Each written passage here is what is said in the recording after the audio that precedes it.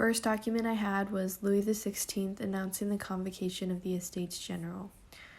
Basically, in this address, he states the urgency of the meeting of the Estates General without even knowing where it will meet. He anticipated that it would all blow over, with debts being consolidated and unity being restored to all French provinces. He almost comes off more as a warning than a decree, with him insisting on it being posted nationwide and in every town. There's bias in that he claims the aristocracy has only helped the lower classes. So for the lower classes to strike the aristocracy would be to bite the hand that feeds them.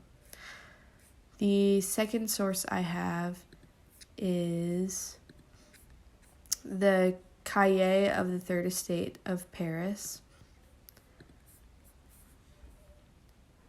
So basically, unlike grievances of ruling and farming provinces, the Third Estate was more radical in its requests for the king. The Cahiers starts by acknowledging that all men are granted equal rights and that the law is only in place to protect one's property rights. They continue by suggesting that all trials must be heard in a court of law. This also meant that men are guaranteed the right to freedom of speech unless it harms public interest. These inalienable rights were to become the basis of French government, much like in the American Declaration of Independence.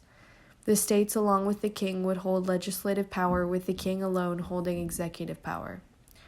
The Estates General would meet every 3 years to evaluate and make changes to government policies.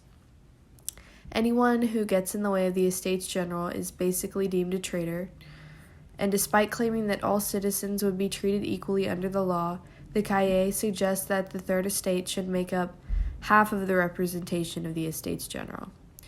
The Cahiers states that the nobility will be eradicated and replaced with non-hereditary rights based on civic duties and projects.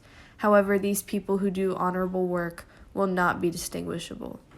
Overall, the document stresses the need for personal liberties apart from the law, the position of power in the government, and the importance of representation for the Third Estate.